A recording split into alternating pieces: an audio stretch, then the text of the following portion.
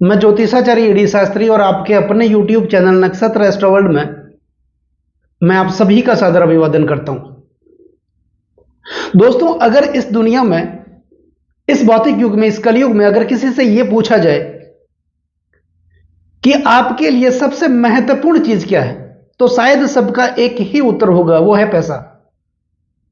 क्योंकि पैसा है तो सब कुछ है। पैसा है तो आपका मान है, पैसा है तो आपका सम्मान है, पैसा है तो आपका पद है, पैसा है तो आपकी प्रतिष्ठा है, और पैसा है तो दुनिया के सारे सपने अपने हैं। पैसा है तो रिश्ते नाते अपने हैं, और पैसा नहीं है तो इस दुनिया में कोई अपने नहीं है। गुजराती में एक कहावत है, नाना बिना नो ना थी अने नाणे ना था लाल। अगर आपके पास पैसा है तो दुनिया की नजर में, समाज की नजर में आप नाथालाल जी हैं, और अगर आपके पास पैसा नहीं है तो समाज की नजर में, लोगों की नजर में आप सिर्फ नाथिया हैं। हमारे राजस्थान में ऐसी बहुत सारी लोग कहावतें हैं जो अक्सर हम सुनते हैं। वे रोकड़ा तो पनीजे डोकरा, रुपया थारी तीखी धार, मरगा मुंशी ने थानेदार। ऐसी बहुत सारी लोग कहावतें हैं जो अक्सर हम सुनते रहते हैं। और ये भी कहते हैं लोग कि पैसा खुदा नहीं है, लेकिन खुदा से कम भी नहीं है। इस दुनिया को देखते हुए हकीकत में यही चरितार्थ हो रहा है कि पैसा है तो सब कुछ है। तो ऐसे में बहुत सारे लोग ये कहते हुए भी मिल जाएंगे कि ये सब मोह माया है, पैसा हाथ का मेल है, आज है कल नहीं है। और बहुत सारे लोग ये कहते हुए भी मिल जाएंगे कि पैसों से बिस्तर खरीदे जा सकते हैं, पैसों से नींद नहीं खरीदी जा सकती, पैसों से सुविधाएं खरीदी जा सकती है, पैसों से स्वास्थ्य खरीदा नहीं जा सकता, पैसों से भोजन खरीदा जा सकता है, पैसों से भूख नहीं खरीदी जा सकती। ऐसे लोग भी मिल जाएंगे। लेकिन हकीकत यह है कि इस दुनिया में पैसा ही आपकी हार और जीत तय करते हैं। तो पैसा है तो सब कुछ है। अब सवाल यह उठता है कि पैसा हमारे जीवन में आता कैसे है। हालांकि यह सब पूर्व जन्मकृत कर्मों का ही परिणाम होता है। जैसा हम कर्म करके आते हैं उसके हिसाब से यह हमारा जीवन निश्चित करते हैं। और उसमें हमारे सौर परिवार में एकमात्र ऐसे ग्रह हैं जो सबसे प्रभावशाली ग्रह माने जाते हैं, और गोचर में सबसे महत्वपूर्ण ग्रह शनिदेव। शनिदेव हमारे जीवन को बना भी सकते हैं और हमारे जीवन को बिगाड़ भी सकते हैं। शनिदेव व्यक्ति को अर्श से फर्श तक पहुंचा सकते हैं और फर्श से अर्श तक लाके गिरा भी सकते हैं। क्योंकि शनिदेव एक ऐसे ग्रह हैं जो पल भर में हमारे जीवन को बदल सकते हैं। हमारे सौर परिवार में एकमात्र ऐसे ग्रह हैं शनिदेव जिन्हें 7.5 व ढैया का हक दिया गया। यह हक किसी के पास नहीं है। आपने कभी सूर्य की 7.5 ढैया ऐसा नहीं सुना होगा, बृहस्पति की ढैया 7.5 ऐसा भी नहीं सुना होगा। लेकिन एक ऐसे ग्रह हैं शनिदेव जिनको 7.5 व ढैया का हक दिया गया। यह किसी के पास नहीं है। शनिदेव कर्म के कारक माने जाते हैं। शनिदेव न्याय के देवता हैं, कर्म फलदाता इनको कहा जाता है, कलयुग के न्यायाधीश है, दंडाधिकारी हैं। हमारे कर्मों का लेखा जोखा अपने पास रखते हैं और हमारे कर्मों के हिसाब से ही हमें जीवन में फल की प्राप्ति देते हैं। शनिदेव धीमी गति से चलते हैं, एक राशि में सबसे ज्यादा 2.5 साल तक विराजमान रहते हैं और फल देने से पहले व्यक्ति के धैर्य की परीक्षा लेते हैं, व्यक्ति को दुनियादारी को अनुभव करवाते हैं। शनिदेव जांचते हैं, परखते हैं, गिराते हैं, दबाते हैं, और तपाने के बाद एक साधारण से कोयले को भी धीरे धीरे हीरे में बदलने का सामर्थ्य अगर किसी ग्रह के पास है तो वह है शनिदेव। अब ऐसे कई लोग भी मिल जाएंगे जो ये कहेंगे कि जब भी शनिदेव की 7.5 व ढैया आती है हमारे जीवन में अच्छा होता है, हमारा जीवन बदल जाता है। और ऐसे भी लोग मिलेंगे ये कहते हुए कि जब भी शनिदेव की 7.5 ढैया आई हम बर्बाद हो गए, लुट गए, तकलीफों में आ गए। तो ऐसा क्यों होता है? एक तो हमारी जन्म कुंडली में शनिदेव की स्थिति पर यह डिपेंड करता है, और दूसरा हमारा कर्म। दोस्तों, 7.5 होती क्या है? द्वादशे जन्म गे रासो द्वितीय च शनिचर सार्धानी सप्तवर्षाणी तदा दुखे रियुतो भवेत। यानी गोचर व शनिदेव परिभ्रमण करते हुए हमारी जन्म राशि से लग्न भाव में, द्वितीय भाव और द्वादश भाव का संचरण करते हैं। सार्धानी सप्तवर्षाणी, ये 7.5 साल तथा दुखे रियुतो भवेत, दुख के माने जाते हैं, पीड़ा के माने जाते हैं। क्योंकि यहां पर शनिदेव हमारे कर्मों का हिसाब किताब करते हैं और कर्मों के हिसाब से फल देते हैं। दूसरी होती है शनिदेव की ढैया। जब भी शनिदेव गोचर वश परिभ्रमण करते हुए हमारी जन्म राशि से चतुर्थ या अष्टम भाव का संचरण करते हैं तो यह होती है ढैया। तो महर्षि पराशर ने इन्हीं ढैया और साढ़े साथी को कल्याण करने वाली भी माना है। कल्याणी प्रदासती वे रवि सुतो राशिच चतुर्थाष्ट में।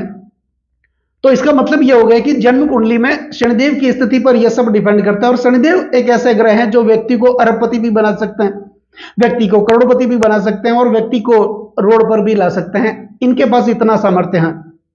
और दूसरा, हमारे कर्म अच्छे होने चाहिए।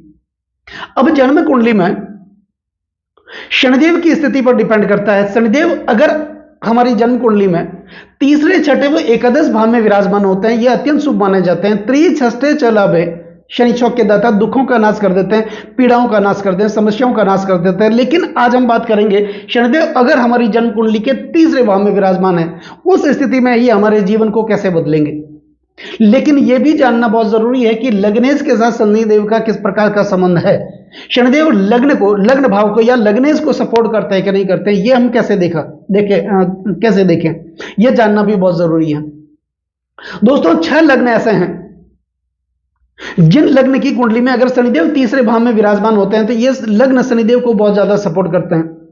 जिनमें 6 लग्न, कन्या लग्न, मिथुन लग्न, वृषभ लग्न, तुला लग्न, मकर लग्न व कुंभ लग्न, इन 6 लग्नों में से कोई भी एक लग्न अगर आपका है और आपकी जन्म कुंडली के में शनिदेव अगर आपके तीसरे भाव में विराजमान है तो निश्चित तौर पर मानिए जब भी शनिदेव की दशा अंतर्दशा आएगी यह आपके जीवन को बदल करके रख देंगे। क्योंकि मिथुन और कन्या राशि वाले या कन्या लग्न वाले जातकों के लिए शनिदेव कारक बनते हैं।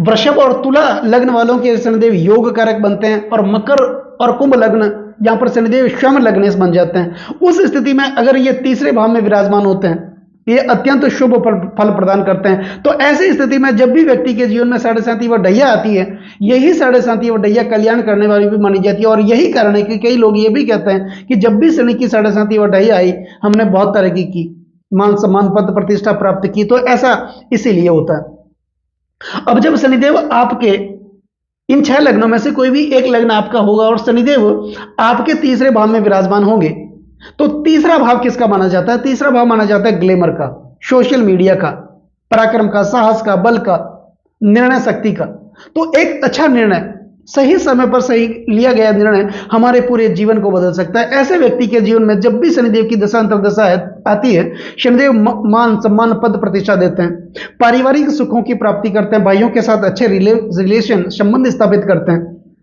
ऐसे व्यक्ति को कोर्ट में, कचहरियों में हमेशा जीत हासिल होती है और समाज में, कुटुंब में, परिवार में जहां भी धार्मिक कार्य होता है ऐसे लोग बढ़ चढ़ कर हिस्सा लेते हैं और समाज में हमेशा अग्रणी स्थान प्राप्त करते हैं। तो यह स्थिति अगर आपकी जन्म कुंडली में है तो भविष्य के आप करोड़पति, आप ऐसा समझ सकते हैं। अब शनिदेव के पास मुख्यतः 3 दृष्टियां मानी जाती है। ऐसा भी कहा जाता है कि शनिदेव जिस भाव में विराजमान होते हैं उस भाव में तो अच्छे फल देते हैं, लेकिन इनकी दृष्टियां घातक मानी जाती है। जहां और जिस भाव पर ये दृष्टि डालते हैं उस भाव के फल में कमी कर देते हैं। लेकिन जब ये कारक या योग कारक बनकर के या लग्नेश बनकर के तीसरे भाव में विराजमान होंगे तो निश्चित मानिए इनकी दृष्टि शुभ फल देने वाली मानी जाती है। तो शनिदेव जिस भाव में विराजमान होते हैं उस भाव से तीसरे भाव पर इनकी दृष्टि जाती है, सप्तम भाव पर इनकी दृष्टि जाती है और दसम भाव पर इनकी दृष्टि जाती है। तो यहां पर अगर तीसरे भाव में शनिदेव होंगे तो इनकी तीसरी दृष्टि होगी पंचम भाव पर। तो ऐसे व्यक्ति के जीवन में संतान सुख की प्राप्ति होगी, संतति सुख की प्राप्ति होगी और आकस्मिक धन की प्राप्ति होगी, क्योंकि यही भाव संचित कर्म का माना जाता है। इसका मतलब यह तय हो गया कि जातक पूर्व जन्म में अच्छे कर्म करके आया, उस कर्मों के परिणाम स्वरूप ही उन्हें अच्छी संतान की प्राप्ति होगी, अच्छी पत्नी की प्राप्ति होगी, अच्छे परिवार की प्राप्ति होगी, वो सर्वगुण संपन्न होगा। तो यहां पर यह भाव संचित कर्म का है, अच्छे कर्म करके आए हैं और पूर्व जन्म में यह आकस्मिक धन प्राप्ति का भाव माना जाता है। तो जीवन में जब भी शनिदेव की दशा अंतर्दशा आती है उस समय शनिदेव जीवन को बदल करके रख देते हैं। तो शिक्षा में, ज्ञान में ये वृद्धि भी करते हैं, बहुत अच्छी परिस्थिति देते हैं। और अब शनिदेव की सप्तम दृष्टि भाग्य भाव पर जा रही है। ऐसी स्थिति में जब शनिदेव तीसरे भाव में होंगे तो भाग्य भाव को ये अपनी सप्तम दृष्टि से, सीधी दृष्टि से देखेंगे। तो यहां पर कहा जाता है कि ऐसा जातक अपने साथ अपना भाग्य लेकर के आता है। भाग्य हमेशा उस व्यक्ति का साथ देता है, वो खुद भाग्य का स्वामी खुद बनता है। यहां पर पिता के साथ भी अच्छे संबंध उस व्यक्ति के जीवन में स्थापित होते हैं।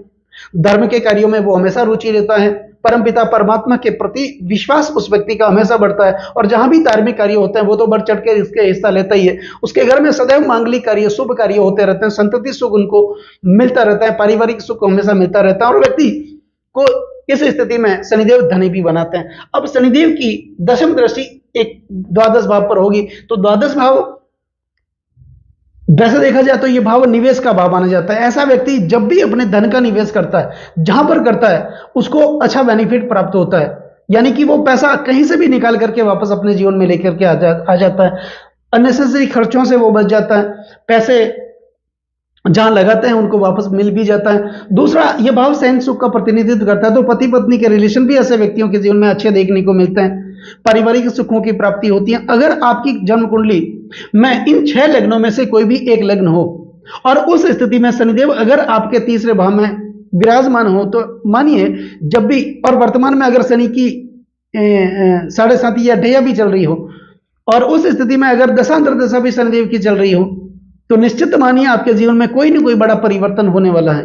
तो ऐसी स्थिति अगर आपकी कुंडली में है, आपकी कुंडली में है, या फिर आपके परिवार में किसी सदस्यों की कुंडली में, तो आप खोल करके देखिए। अगर ऐसी स्थितियां बन रही है तो आप जीवन के में अच्छी तरक्की करेंगे, मान सम्मान पद प्रतिष्ठा की प्राप्ति भी करेंगे। तो ऐसे में शनिदेव का उपाय करना भी बहुत जरूरी है। ऐसे व्यक्ति अगर शनिदेव का उपाय कर देंगे, शनिदेव को प्रसन्न कर देंगे, तो शनिदेव जीवन में हमेशा अच्छी तरक्की देंगे। तो ऐसे में उपाय में क्या है, भगवान शिव की आराधना करें, शनिदेव से संबंधित उपाय करें। ये उपाय अगर आप कर लेते हैं तो निश्चित तौर पर आपके जीवन में अच्छी फल की प्राप्ति होगी। नमस्कार।